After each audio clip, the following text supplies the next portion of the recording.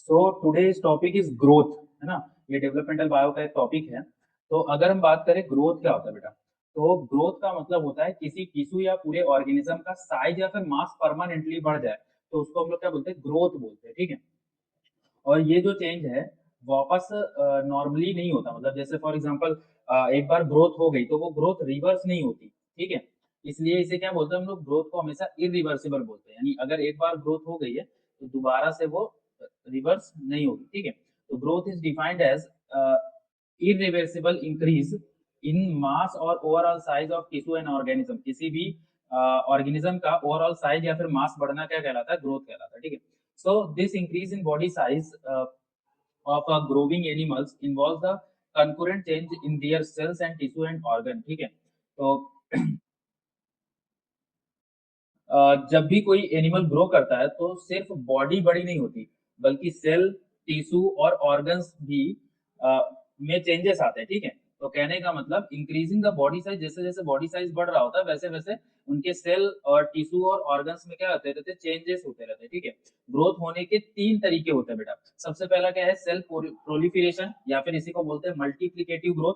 दूसरा होता है सेल इनलार्जमेंट विदाउट डिवीजन, ठीक है। एक तो ग्रोथ कैसे हो सकती है, मान लो ये फॉर एग्जांपल एक सेल है, तो एक सेल से दो सेल बनी, दो से चार बनेंगी, ठीक है। चार से आठ, आठ से सोलह, सोलह से बत्तीस, तो यहाँ पे सेल नंबर बढ़ रहा है, और अगर सेल नंबर बढ़ रहा है तो सेल नंबर तो जाहिर सी बात है मास बढ़ेगा, ठीक है। तो पहली चीज क्या है कि सेल प्रोलिफरेशन से या फिर मल्टीप्लिकेटिव ग्रोथ से क्या हो सकता है, आपका ग्रोथ हो जाएगा, ठीक है।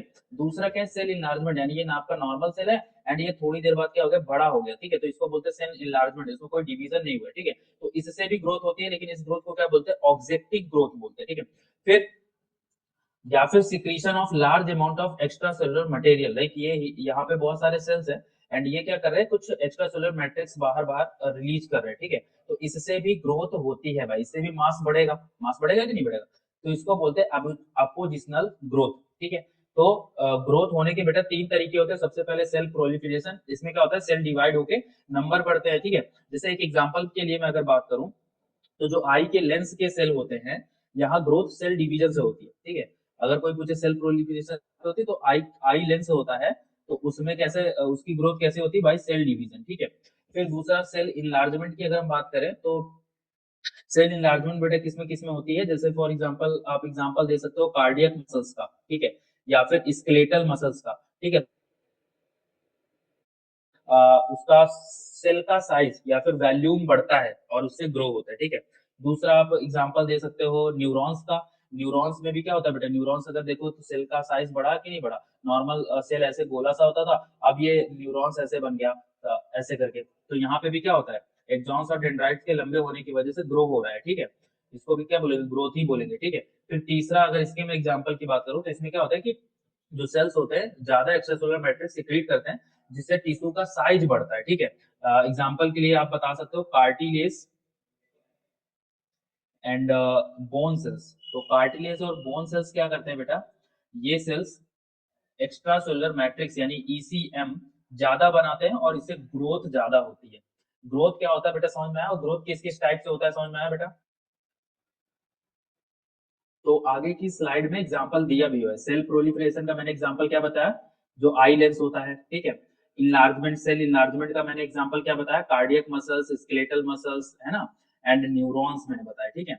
And secretion of large amount कौन करता है, कार्टिलेज और बोन सेल्स, ये लार्ज अमाउंट में एक्स्ट्रा सेलुलर मैट्रिक्स को रिलीज करते हैं, ठीक है। सो नेक्स्ट हम बात करते हैं बेटा डी ग्रोथ की, ठीक है। डी ग्रोथ का मतलब होता है बेटा कि ग्रोथ ना होना, उसी को क्या बोलेंगे, डी ग्रोथ, या फिर इसी को मैं बोल सकता हूँ बेटा no growth. There will be no growth, तो उसी को हम लोग क्या बोलते हैं, डी ग्रोथ बोलते हैं, ठीक है। सो पड़ेगा बेटा कि कोई भी सेल होता है तो इस सेल के अंदर दो एक्टिविटी चलती रहती है बेटा। एक होता है आपका एनाबॉलिज्म, ठीक है, एंड दूसरा होता है बेटा कैटाबॉलिज्म। जो आपका एनाबॉलिज्म होता है बेटा, इसका मतलब होता है सिंथेसिस। सिंथेसिस यानी कोई चीज बनाना, ठीक है। एनाबॉलिज्म यानी सिंथेसिस यानी बनाना। कैटा, कैटा वर्ड आ रहा है ना, कैटा मतलब काटना यानी तोड़ना, तो इसका मतलब क्या होता है, ब्रेक डाउन। आई मेरी बात समझ में, किसी भी सेल में दो प्रोसेस होता है, एक होता है एनाबॉलिज्म और दूसरा होता है कैटाबॉलिज्म। एनाबॉलिज्म का मतलब मॉलिक्यूल का बनना, कैटाबॉलिज्म का मतलब होता है मॉलिक्यूल का टूटना, ठीक है। तो इसी को पूरे पूरे ओवरऑल प्रोसेस को एनाबॉलिज्म और कैटाबॉलिज्म को साथ में हम लोग मेटाबॉलिज्म बोलते हैं। कहेंगे भाई इसका मेटाबॉलिज्म बहुत अच्छा है यार, इसका मेटाबॉलिज्म बहुत खराब है। मेटाबॉलिज्म अच्छा होने का मतलब anabolism and catabolism perfect way में हो रहे हैं। समझ में आ रहा है मेरे? मॉलिक्यूल बहुत सारे बन रहे हैं बॉडी में तो एनाबॉलिज्म, बहुत सारे मॉलिक्यूल टूट रहे हैं तो कैटाबॉलिज्म। आ रहा है मेरी बात समझ में?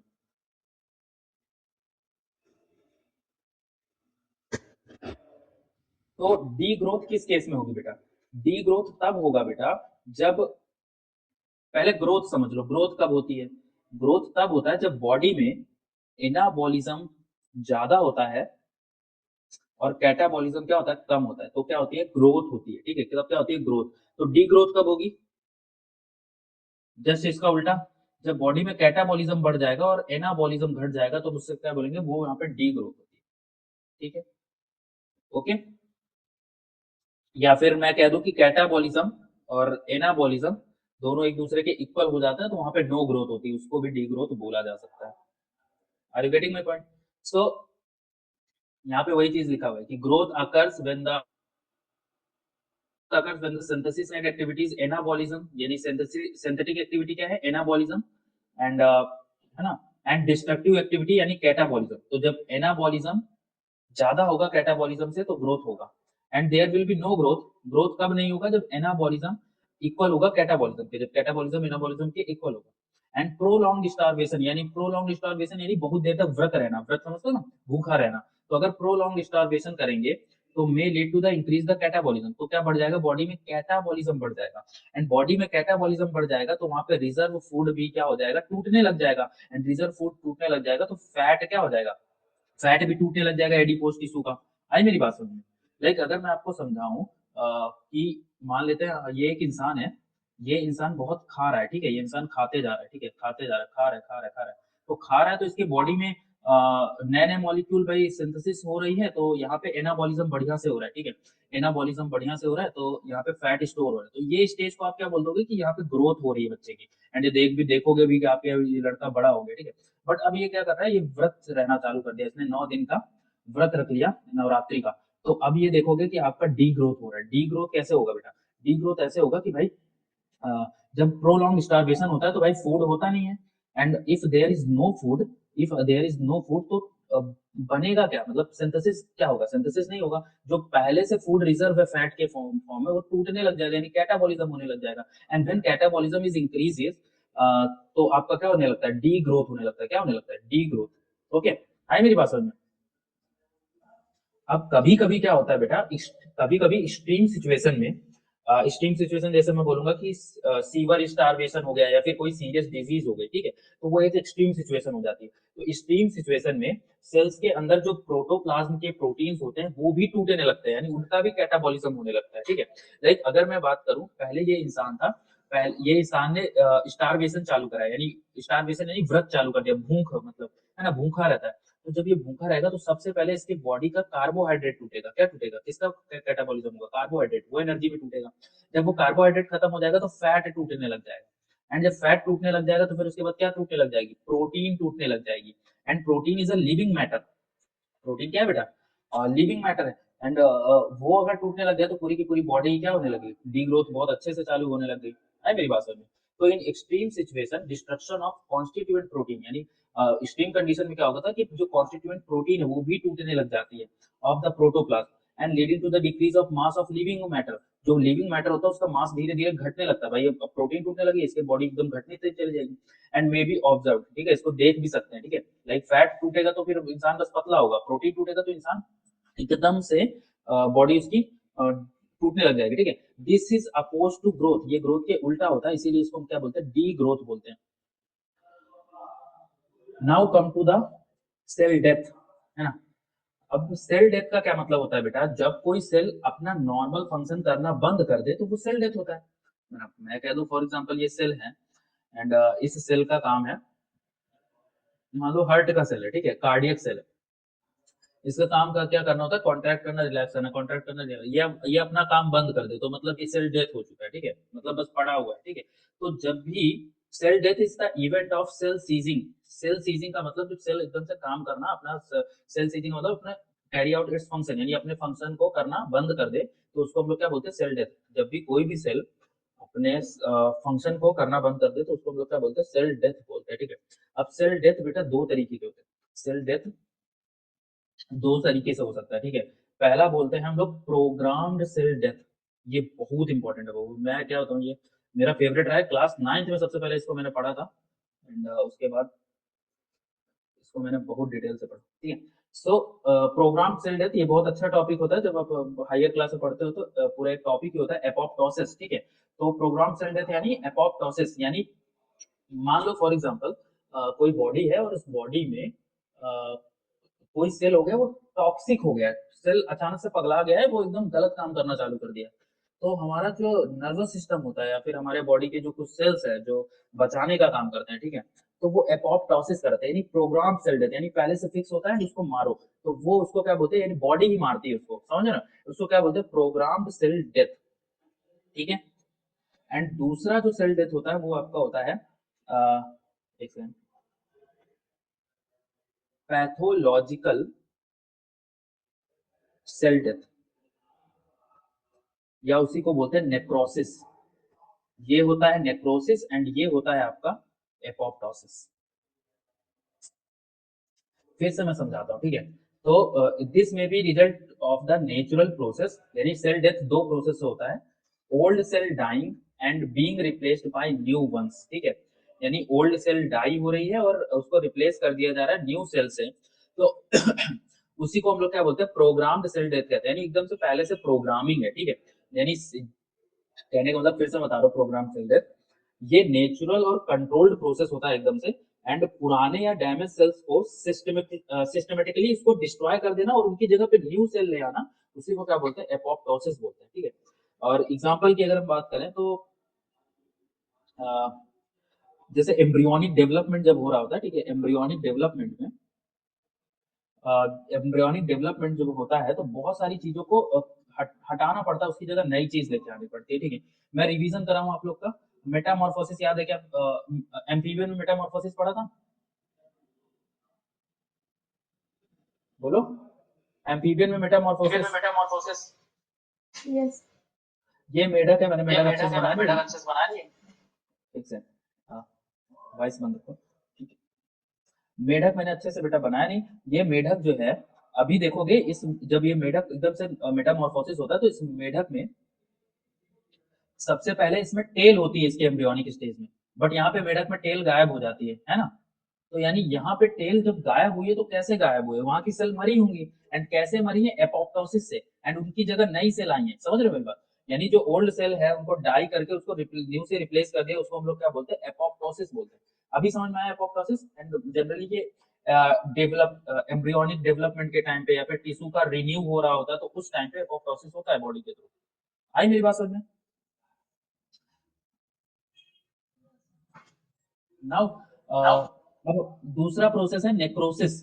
नेक्रोसिस यानी पैथोलॉजिकल सेल डेथ, यानी जब कोई पैथोजन हमारी बॉडी में आता है तब हम कोई चीज बॉडी में होता है तो उसको बोलते हैं necrosis, may result of from factor such as disease, local injury, जब हमारी बॉडी में कोई डिजीज हो जाती है या फिर लोकल इंजरी हो जाती है, ठीक है, ठीक है, ये सारी एबनॉर्मल कंडीशन में, कोई भी एबनॉर्मल कंडीशन, इंजरी हो गई, इन्फेक्शन हो गई, डिजीज हो गई, तो सेल अचानक से और अनकंट्रोल्ड तरीके से मरते हैं तो उसी को हम लोग क्या बोलते हैं, नेक्रोसिस बोलते हैं, एकदम अचानक से एंड अनकंट्रोल, यानी यहाँ पे कोई कंट्रोल नहीं है कि उस सेल के अलावा उस सेल की जगह दूसरा हम कुछ लगाएंगे, कुछ रिप्लेस कर रहे हैं, नथिंग, अनकंट्रोल्ड तरीके से मर रहे हैं तो उसको हम लोग क्या बोलते हैं, नेक्रोसिस बोलते हैं। लाइक ये मेरी बॉडी नहीं, मान लो किसी की बॉडी, ये हाथ है, हाथ में यहाँ पे इन्फेक्शन हो गया, तो इन्फेक्शन हो गया तो भाई यहाँ की सेल मरेंगी कि ना, भाई वो पैथोजन आके मार रहे हैं, तो अब ये मेरी बॉडी थोड़ी ना मरी है, कोई प्रोग्राम थोड़ी ना है कि इसको मरना ही था कि भाई चेंज ही होना था, वो तो बाहर वाला पैथोजन है निपटा दे रहा है सेल को। नहीं मेरी बात समझ में आई भाई, लाइक कोई बीमारी होती तो आरबीसी का नंबर तुरंत घट जाता है, आरबीसी कम हो जाता है ना, कहते ब्लड कम हो गया भाई, इसका आरबीसी कम हो गया, तो आरबीसी का नंबर क्यों घट गया, क्योंकि उस पैथोजन ने उसको कम कर दिया, तो वो ये यहाँ पे नेक्रोसिस है। आई मेरी बात समझ में। देन नेक्स्ट हमको समझना है मैकेनिज्म ऑफ ग्रोथ, यानी ग्रोथ किस तरीके से होता है, फुल्ली मैकेनिज्म समझने वाले, ठीक है। अभी तो हम चर्चा कर रहे थे कि बस ग्रोथ कैसे होता है ना, बट उसका मैकेनिज्म कौन कराता है, कौन हार्मोन कराता है, कौन सा एंजाइम कराता है, सारी चीजें हम चर्चा करते हैं, ठीक है। तो एम्ब्रियोनिक ग्रोथ डिपेंड करता है बेटा ग्रोथ फैक्टर पे, है ना। ग्रोथ फैक्टर रिलीज होगा तो जाहिर सी बात है बॉडी की ग्रोथ होगी। अगर मैं कहूँ कि फॉर एग्जाम्पल कोई इंसान है एंड हम लोग मैं भी 18 साल का हूँ, मेरी एज इससे ज्यादा है एक्चुअली, बट मैं एक एग्जांपल ले रहा हूँ कि मैं भी 18 साल का हूँ एंड ये मेरा दोस्त 18 साल का है। मैं तो भाई इतना लंबा हो गया एंड मेरा दोस्त अभी इतना छोटा सा है। तो एक्चुअली में क्या है कि यहाँ पे एज फैक्टर तो है नहीं, यहाँ पे ग्रोथ फैक्टर है। यानी ग्रो हमारे मेरे में ग्रोथ फैक्टर ज्यादा रहा होगा एंड इसमें ग्रोथ फैक्टर क्या होगा, कम होगा। समझ में आ रही मेरी बात? तो एम्ब्रियोनिक जो ग्रोथ है वो डिपेंड करता है किसमें, ग्रोथ फैक्टर पे डिपेंड करता है, ठीक है। पहला ग्रोथ फैक्टर की अगर मैं बात करूं, insulin like growth factor IGF बहुत इंपॉर्टेंट है। Insulin like a growth factor यानी इंसुलिन जैसा एक ग्रोथ फैक्टर है, ठीक है। तो ये क्या करता है, एम्ब्रियोनिक ग्रोथ में भी इंसुलिन ग्रोथ फैक्टर का बहुत ज्यादा रोल है, ठीक है। तो इंसुलिन लाइक ग्रोथ फैक्टर यानी IGF play a key role in both embryonic and post embryonic. यानी एम्ब्रियोनिक पीरियड में जब बच्चा बड़ा हो रहा होता है, मतलब जब बच्चे का एम्ब्रियो बन रहा होता है, और पोस्ट एम्ब्रियोनिक यानी एम्ब्रियोनिक स्टेज के बाद मैमल में, तो वो आईजीएफ बहुत अच्छा रोल अदा करता है, ठीक है। फिर ये पहला हो गया। दूसरा, ग्रोथ हार्मोन। ग्रोथ हार्मोन आप लोग समझते होंगे एंटीरियर पिट्यूटरी से आता है, ठीक है। तो ग्रोथ हार्मोन पिट्यूटरी ग्लैंड से सिक्रीट होता है। It is produced from the pituitary gland and play a critical part in normal childhood growth. अगर चाइल्डहुड के टाइम पे ग्रोथ हार्मोन ज्यादा है तो लंबाई ज्यादा बढ़ेगी, ग्रोथ हार्मोन कम है तो लंबाई कम रहेगी, ठीक है। तो ग्रोथ हार्मोन बहुत ज्यादा रिस्पॉन्सिबल है, इसको सोमेटोट्रोपिन भी बोलते हैं, ठीक है। And post embryonic growth of humans and other mammal, ठीक है। पोस्ट एम्ब्रियोनिक ग्रोथ के लिए भी ग्रोथ हार्मोन बहुत ज्यादा रिस्पॉन्सिबल है, ठीक है। तो बर्थ का जो फर्स्ट ईयर के अंदर ही पेट्यूटरी ग्लैंड क्या करता है, ग्रोथ हार्मोन को सिक्रीट करना स्टार्ट कर देता है। आ रहे मेरी बात समझ में? तो यानी ये दो hormone, insulin like growth factor and growth hormone, they are responsible for mechanism of growth. So within the first year of birth यानी बर्थ के पहले ईयर से ही ग्रोथ हार्मोन क्या होने लगता है, सिक्रीट होने लगता है पेट्यूटरी ग्लैंड से, ठीक है। अब बात करते हैं हाइपोथैलेमस से, ठीक है। हाइपोथैलेमस अगर मैं आपको बताऊं, अगर यहाँ पे आपका ब्रेन के पास ये पिट्यूटरी ग्लैंड है तो उसके ऊपर हाइपोथैलेमस होता है एंड हाइपोथैलेमस जो आपका सिग्नल भेजता है, वही पिट्यूटरी बाकी सारे ग्लैंड्स को सिग्नल भेजते हैं। इतना तो पता होगा।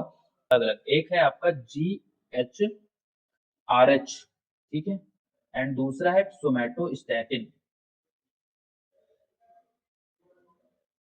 ठीक है।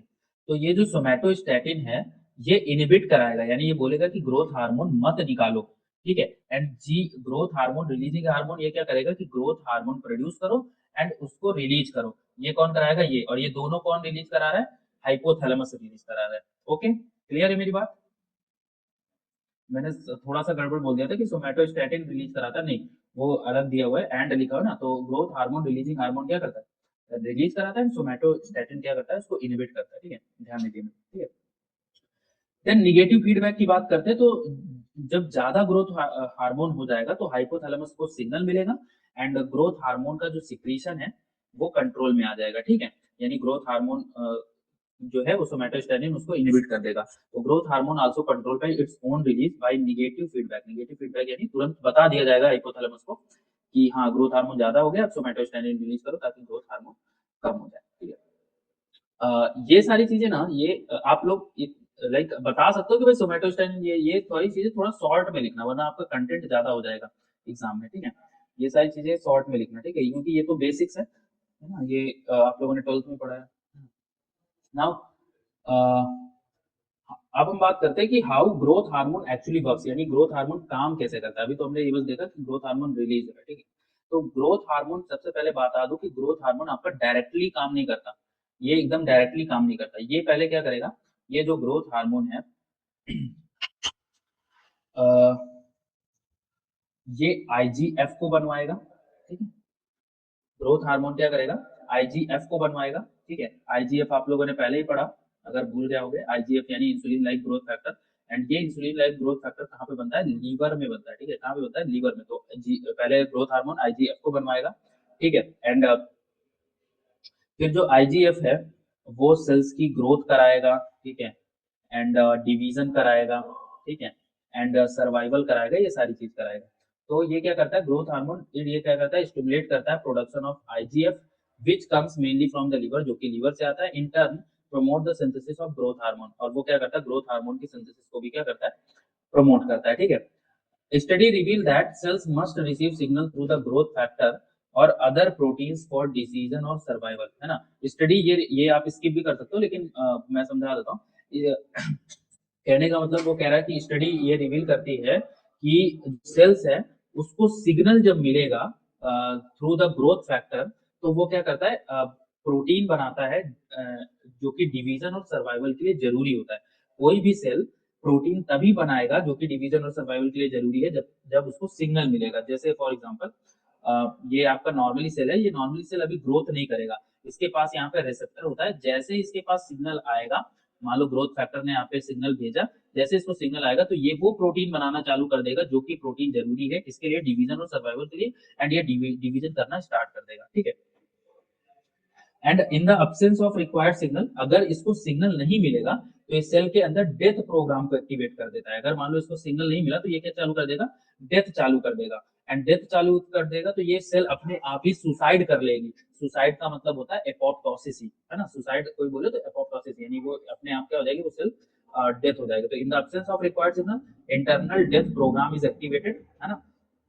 खुद से डेथ होने लग जाएगा और उसको क्या बोलते हैं, सुसाइड यानी अपोप्टोसिस बोलते हैं। Growth rate of growing tissue depends upon the rate of both of cell of proliferation and cell death. अगर हम बात करें कि किसी भी ग्रोविंग टिश्यू का जो ग्रोथ रेट है, जो ग्रोथ है वो डिपेंड करता है किस पे, rate of both cell proliferation, यानी कितना सेल प्रोलिफरेट हो रहा है, यानी कितना सेल में डिवीजन हो रहा है, और कितना सेल डेथ हो रहा है, उस पर डिपेंड करता है कि ग्रोथ रेट कैसा होगा, कम है या फिर ज्यादा है। अगर ज्यादा प्रोलिफरेशन होगा तो भाई ग्रोथ होगी, अगर ज्यादा सेल डेथ होगा तो क्या होगी, डी ग्रोथ होगी। आ रहा है मेरी बात समझ में। हालांकि मैंने पूरा बता दिया, बट इसको जल्दी से समझ लेते हैं, ठीक है। तो सबसे पहले ये आपका पिट्यूटरी ग्लैंड है, एंड पिट्यूटरी ग्लैंड को सिग्नल किसने दिया, growth hormone releasing hormone hypothalamus से आया। एंड जैसे ही ये आया तो पिट्यूटरी ग्लैंड ने क्या करा, तुरंत ही ग्रोथ हार्मोन को बढ़ाना चालू कर दिया। एंड ये ग्रोथ हार्मोन देखो कहाँ कहाँ पे काम कर रहा है, ठीक है। ग्रोथ हार्मोन का डायरेक्ट एक्शन है सबसे पहले एडिपोज टिश्यू में। तो एडिपोज टिश्यू में क्या कर रहा है, एडिपोज टिश्यू में ये लिपोलिसिस कर रहा है, यानी फैट तोड़ रहा है, ठीक है। फैट को तोड़ रहा है एंड लिपोजेनेसिस कर रहा है, यानी फिर से नए फैट को बढ़ा रहा है जिससे एनर्जी बनती है, ठीक है, एनर्जी रिलीज होती है, ठीक है। दूसरा, ठीक है, तो ये एडिपोज में वर्क कर रहा है, ठीक है ना। लिपोलिसिस कर रहा है, लिपोजेनेसिस कर रहा है, ये सारी चीजें कर रहा है, ठीक है। दूसरा ग्रोथ हार्मोन काम कर रहा है किस पे, लीवर पे काम कर रहा है, ठीक है। लीवर में काम करके ये ग्लूकोनियोजेनेसिस कर रहा है। ग्लूकोनियोजेनेसिस का मतलब होता है कि ये जो ऐसे प्रोडक्ट जो ग्लूकोज नहीं है उनसे क्या कर रहा है, अपना एनर्जी बना रहा है ना। ग्लूकोज होगा तो उससे तो ग्लाइकोलिसिस करके एनर्जी बनेगी, ठीक है। ग्लूकोज नहीं है उसको भी ग्लूकोज में कन्वर्ट कर दे रहा है, ठीक है। एंड लीवर क्या करता है, आईजीएफ देख लो भाई, ग्रोथ हार्मोन क्या करता है, डायरेक्ट काम तो करता नहीं, ये आईजीएफ बनवा रहा है, ठीक है। एंड आईजीएफ क्या कर रहा है, आईजीएफ ग्रोथ के लिए रिस्पॉन्सिबल है, ठीक है। ये बहुत सारे ग्रोथ फैक्टर, ये एक्चुअली में ग्रोथ फैक्टर है ना, मेन है जाता है ना। फिर दूसरा आप देखोगे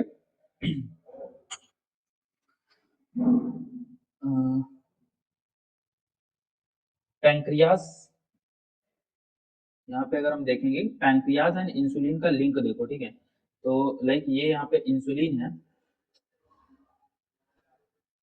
तो पैंक्रियास क्या करता है, इंसुलिन को रिलीज करेगा। एंड ये जो इंसुलिन है ये आपका आईजीएफ 1 से मिलकर सेल को ग्रोथ और सेल का मेटाबॉलिज्म एंड न्यूट्रिएंट अपटेक को बढ़ाता है, ठीक है। फिर से मेरी बात सुनो, पैंक्रियाज इंसुलिन निकालेगा और ये इंसुलिन प्लस ये आईजीएफ दोनों मिलेंगे तब ग्रोथ होगा, ठीक है। आई मेरी बात समझ में, ठीक है। देन इंसुलिन यहाँ पे भी एडिपोज टिश्यू में भी एंड मसल्स में भी रोल अदा करता है, ठीक है। ओके, आ रहा है मेरी बात समझ में, थोड़ा बहुत हल्का फुल्का।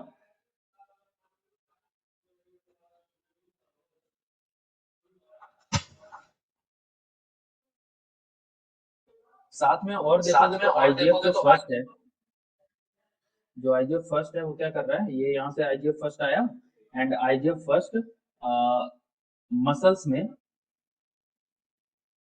मसल्स में प्रोटीन सिंथेसिस करने का काम कर रहा है, ठीक है। ये सारी चीज काम कर रहा है, ठीक है। एंड यहाँ पे भी देखोगे तो आईजीएफ क्या कर रहा है, यहाँ पे बोन के अंदर बोन की लेंथ बढ़ा रहा है, डेंसिटी को बढ़ा रहा है, यानी कहने का मतलब पूरी की पूरी चीज दो ही चीज कंट्रोल कर रहा है, ग्रोथ हार्मोन, दूसरा आईजीएफ, बाकी ज्यादा आपको टेंशन नहीं लेनी, ठीक है। देन नेक्स्ट, यहाँ पे देखिए, अब ये यहाँ पे बता रहा है आपको कि इनिशिएशन ऑफ मिटोसिस, यानी मिटोसिस कैसे होता है, मिटोसिस स्टार्ट कैसे होता है, ठीक है। मिटोसिस का मतलब होगा कि ये आपका सेल है, इससे 2 सेल बनते हैं, तो उसका पूरा प्रोसेस बताया कि कैसे ये होता है। सबसे पहले क्या होता है कि स्टेप ए में सिग्नल बाइंडिंग होती है। सिग्नल बाइंडिंग का मतलब क्या है कि जो नेबरिंग सेल्स है यानी जो पड़ोसी सेल है, उससे क्या होता है, कुछ ग्रोथ प्रोमोटिंग सिग्नल आएगा, ठीक है। और ये growth promoting signal cell surface receptor से बाइंड करेगा, ठीक है। यहाँ पे आप देखो ये गोले गोले करके ये क्या है आपके growth promoting signal, growth promoting signal, ठीक है। ये ग्रोथ प्रोमोटिंग सिग्नल ये क्या कर रहे हैं, ये सेल के, ये पूरा का पूरा सेल है बड़ा सा, इस सेल के रिसेप्टर से ज्वाइंट कर लिया, सेल के रिसेप्टर से ज्वाइंट किया, तो यहाँ पे उन्होंने क्या बना लिया, रिसेप्टर कॉम्प्लेक्स बना लिया, ठीक है। आज मेरी बात समझिए, ये रिसेप्टर कॉम्प्लेक्स बना लिया यानी जुड़ गए, ठीक है। एंड ये क्या करेंगे, उस रिसेप्टर को एक्टिवेट कर देंगे, एंड रिसेप्टर को एक्टिवेट करते ही इन्होंने क्या करा, एक मैसेंजर प्रोटीन को एक्टिव कर दिया। ये मैसेंजर प्रोटीन क्या करेगा, मैसेज देगा, ठीक है। ये मैसेंजर प्रोटीन क्या करेगा, मैसेज देगा, इसी को बोलते हैं मैसेंजर प्रोटीन। ये उस सिग्नल को रिले कराएगा, ये उसको पहुंचाएगा, ठीक है। तो कहाँ तक पहुंचाएगा, ये न्यूक्लियस तक जाएगा। कहाँ पे जाएगा, न्यूक्लियस में, ठीक है। तो ये यहाँ पे न्यूक्लियस बना हुआ है, ठीक है। तो ये जो आपका मैसेंजर प्रोटीन है, ये सिग्नल न्यूक्लियस तक पहुंचाएगा, ठीक है। फिर न्यूक्लियस में क्या सिग्नल लेके गया कि भाई सेल साइकिल को रिज्यूम कर दो, रिज्यूम मतलब स्टार्ट कर दो, वो चीज यहाँ पे लेके जाएगा। तो the signal intact with nuclear protein and initiate the sequence of gene expression, ठीक है। कहने का मतलब जैसे ही इसको सिग्नल मिलेगा न्यूक्लियस को, वो जीन को एक्सप्रेशन करने लगे। भाई न्यूक्लियस के अंदर ये डीएनए है, एंड वो डीएनए का उसके पास सीक्वेंस है। कोई भी सेल खुद से काम नहीं करते, उसको पता है कि मुझे ये प्रोटीन बनानी है। भाई डीएनए से ही तो प्रोटीन बनती है, आप लोगों ने ट्रांसक्रिप्शन ट्रांसलेशन पढ़ा है, डीएनए से ही बनता है। बट बनेगा तब तक नहीं जब तक कि उसको कोई सिग्नल नहीं आएगा। कहने का मतलब, मेरी बात सिंपल से समझो कि कोई भी सेल खुद से काम नहीं करेगी, कोई सेल खुद से काम नहीं करेगी, ठीक है, जब तक कि उसको सिग्नल नहीं आएगा। सबसे पहले स्टार्टिंग में क्या हुआ, सेल के बाहर एक ग्रोथ प्रोमोटिंग सिग्नल आया, किसने भेजा, किसी बाहर के दूसरे सेल वाले ने भेजा, जिसका एक काम है, ठीक है। ग्रोथ प्रोमोटिंग सिग्नल आया, तुरंत ही क्या करा, एक कॉम्प्लेक्स बना, रिसेप्टर कॉम्प्लेक्स बना, यानी दोनों साथ में, तो उसको कॉम्प्लेक्स बोल देंगे।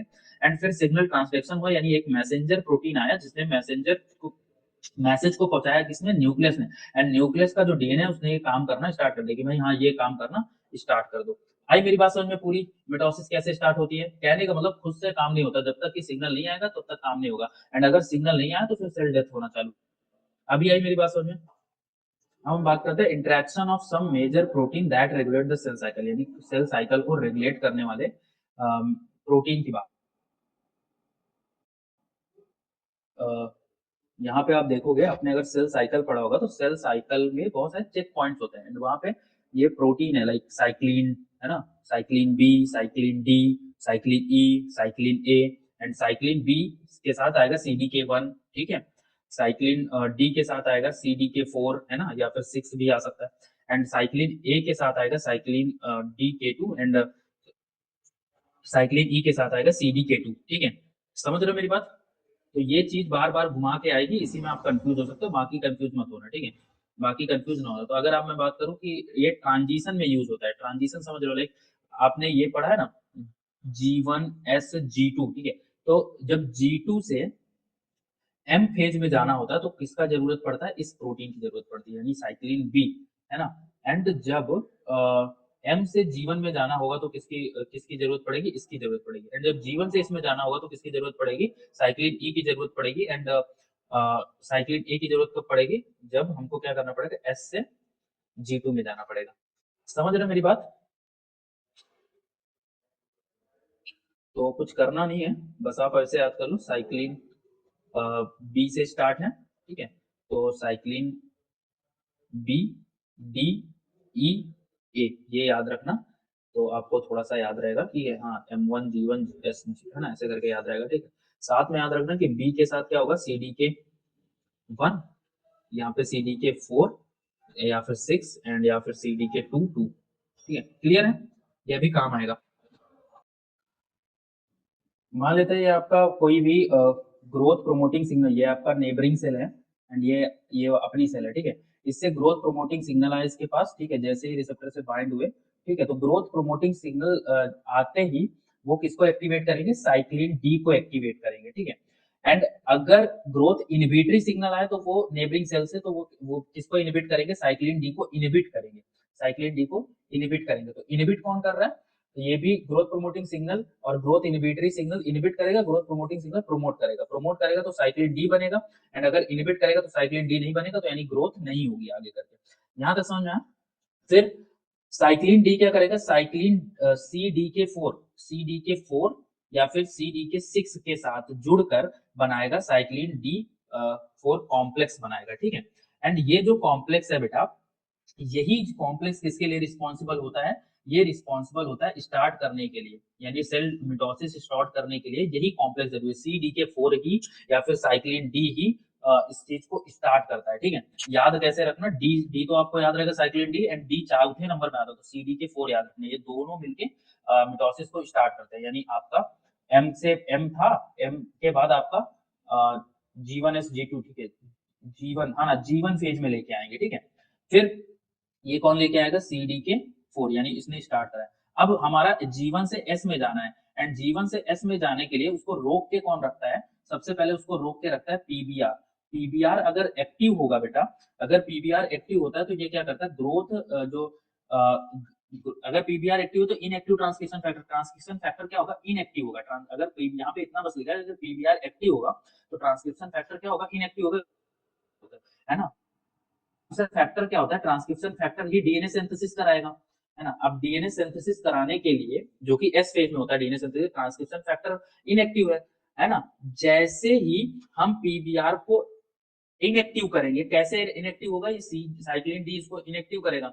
जैसे ये इनएक्टिव हो जाएगा पीबीआर, तो आपका ये जो ट्रांसक्रिप्शन फैक्टर होगा ये लिबरेट हो जाएगा। देखो ये एक्टिव वाला दो चीज में टूट रहा है, ये इनएक्टिव हुआ और जैसे इनएक्टिव हुआ तो ये आपका ट्रांसक्रिप्शन फैक्टर क्या हो गया, रिलीज हो गया। जब साथ में था भाई एक्टिव था, और जैसे इनएक्टिव हुआ तो जैसे ही ट्रांसक्रिप्शन फैक्टर निकला तो ये इनएक्टिव हो गया। कैसे, साइक्लिन डी ने उसको ऐसे करा। जैसे ये ट्रांसक्रिप्शन फैक्टर लिबरेट हुआ तो ये साइक्लिन ई बना के सीडी की टू के प्रेजेंस में इसने साइक्लिन सीडी की टू कॉम्प्लेक्स बना लिया। ये काम आता है एस फेज में, ये काम किसमें आएगा, एस फेज में। साइक्लिन ई किसमें काम आता है, एस फेज में। एंड एस फेज में डीएनए सिंथेसिस कराने के सेल डिवीजन कराने लग जाएगा। दूसरा, इसके बाद यही जो ट्रांसक्रिप्शन लिबरेटेड ट्रांसक्रिप्शन फैक्टर है, ये साइक्लिन ए एंड सीडी के वन के साथ जुड़ के साइक्लिन ए सीडी के वन कॉम्प्लेक्स बनाएगा। ये आपका G2 फेज में ले जाएगा उसको। एंड फिर साइक्लिन बी यानी सीडी के वन कॉम्प्लेक्स मिलके G2 को M में ले जाएंगे, एंड एम फेज में आपका सेल डिवीजन होता है। एम फेज में क्या होता है, सेल डिवीजन। नाउ पूरा बात समझ में आया आप लोग को।